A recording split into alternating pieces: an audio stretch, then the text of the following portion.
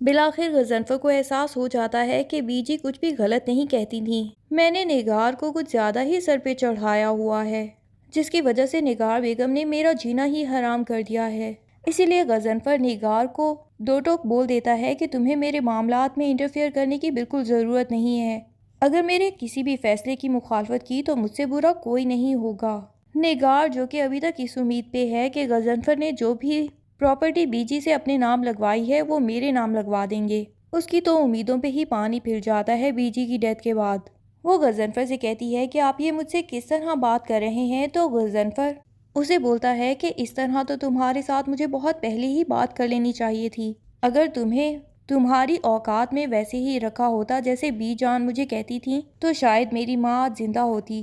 نگار کہتی ہے کہ کچھ تو لحاظ کیجیے، اپنی بیوی سے کس طرح بات کی جاتی ہے، آپ کو تو بالکل تمیز بھول گئی۔ غضنفر بھی کہہ دیتا ہے کہ یہ سب تو میں نے تم سے ہی سیکھا ہے، جس طرح تم زاویار کی ٹریننگ کر رہی ہو کہ وہ اپنی بیوی سے بات کرے، اسی طرح ہی تم سے بات کر رہا ہوں، تو تمہیں برا کیوں لگ رہا ہے؟ نگار کہتی ہے کہ آپ میرا مقابلہ اس مڈل کلاس لڑکی کے ساتھ کر رہے ہیں۔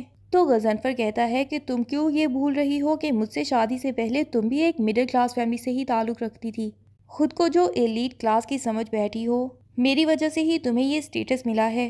اگر تمہاری اس فیملی سے لے کے تمہیں نہ آتا تو تمہارے خالہ زاد بیٹے کے ساتھ ہی تمہاری شادی ہو جاتی اور پھر صحیح زندگی گزار رہی ہوتی تم وہاں پہ، در نایاب سے بھی بدتر زندگی گزارتی، اور اب تم سٹیٹس کی بات کرتی رہتی ہو۔ نگار تو شوق میں آ جاتی ہے کہ آخر یہ در نایاب ہے کیا چیز کہ اس کی وجہ سے میرے ہسبینڈ نے زندگی میں پہلی دفعہ مجھے مڈل کلاس ہونے کا طعنہ دیا ہے، اور وہ غضنفر سے کہتی ہے کہ آپ اس جاہل گوار لڑکی کے لیے مجھے اتنی باتیں سنا رہے ہیں۔ ادھر در نایاب بھی دروازے کے پاس کھڑی ساری کی ساری باتیں سن رہی ہوتی ہے۔ غضنفر اسے بلا کے کہتے ہیں کہ بیٹا میری بات سنو، میں تمہارے سامنے بھی کنفیشن کرنا چاہتا ہوں۔ آج تک میں نے تمہارے ساتھ اتنا اچھا رویہ نہیں رکھا اور تمہارے بارے میں ایک غلط رائے بنا کے رکھی۔ دراصل اپنی بیوی کی باتوں میں آ کے میں نے تمہیں سمجھنے کی کوشش ہی نہیں کی، حالانکہ میری ماں تو ہمیشہ سمجھانے کی کوشش کرتی تھی کہ تم ایک اچھی لڑکی ہو۔ وہ در نایاب سے پوچھتے ہیں کہ تم آخر اتنی ڈری ڈری کیوں رہتی ہو؟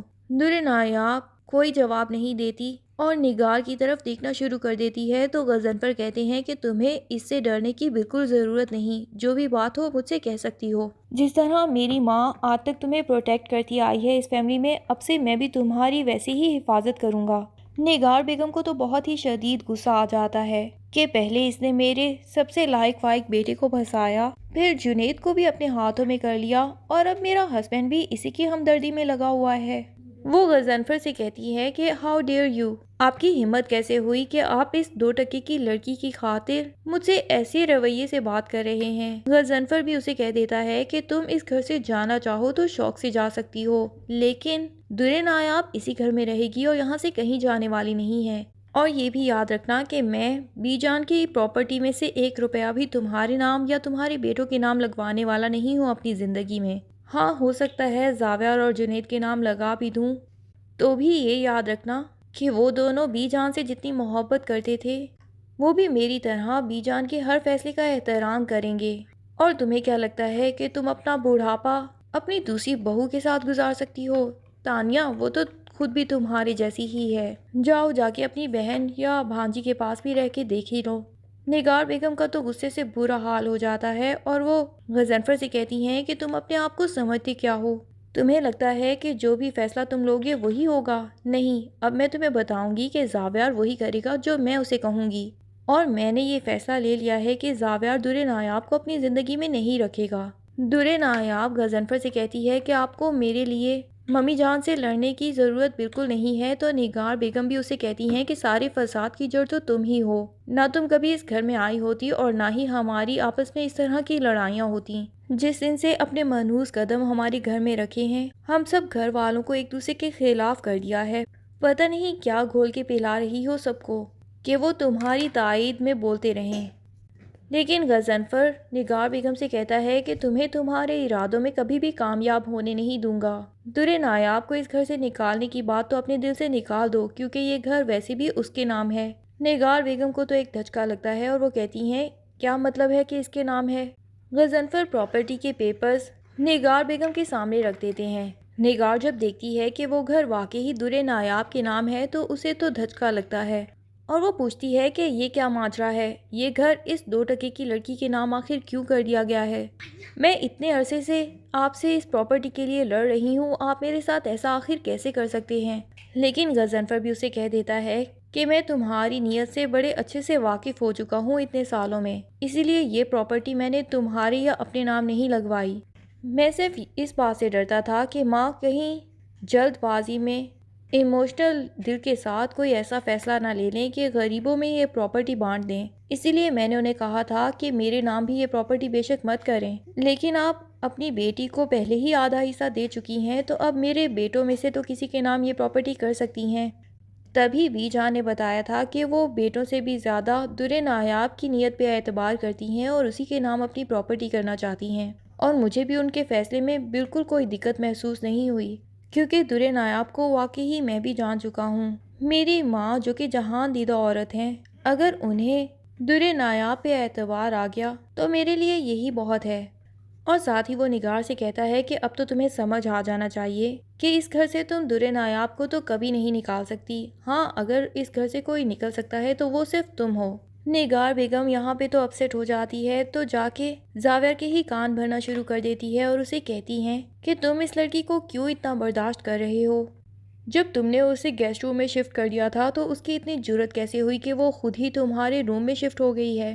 آخر ایک ہی دفعہ صاف صاف اسے بتا کیوں نہیں دیتے کہ اس کی تمہاری زندگی میں کوئی حیثیت کوئی اہمیت باقی نہیں رہی؟ طلاق کے پیپرز اس کے منہ پہ مارو اور اسے اس گھر سے چلتا بناؤ۔ زاور بھی کہہ دیتا ہے کہ ہاں ماں، میں بھی چاہتا تو یہی ہوں، اب یہ لڑکی میرے نروس پہ سوار ہو چکی ہے اور میری برداشت سے بالکل باہر ہو چکی ہیں اس کی حرکتیں، لیکن کیا کروں، حیدر کی محبت میں مجبور ہوں، اس کو حیدر کی وجہ سے اس گھر میں رکھنا ہی پڑے گا۔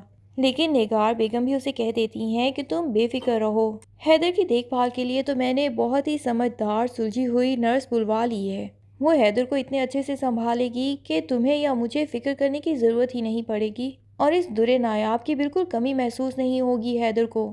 ماں زاور کو بھی ٹرسٹ میں لے کے یہ بات بتا دیتی ہے کہ تمہاری دادی اپنی ساری کی ساری پراپرٹی بھی اس کے نام لگوا چکی ہیں، اور زاور سے کہتی ہے کہ تم سے اگر وہ اتنی محبت کرتی ہے تو اسے ٹرسٹ میں لے کے پہلے ساری کی ساری پراپرٹی اس سے اپنے نام لگواؤ، اور اس کے بعد اسے اتنا ذلیل اور تنگ کر دو کہ وہ خود ہی یہ گھر چھوڑ کے جانے پہ مجبور ہو جائے۔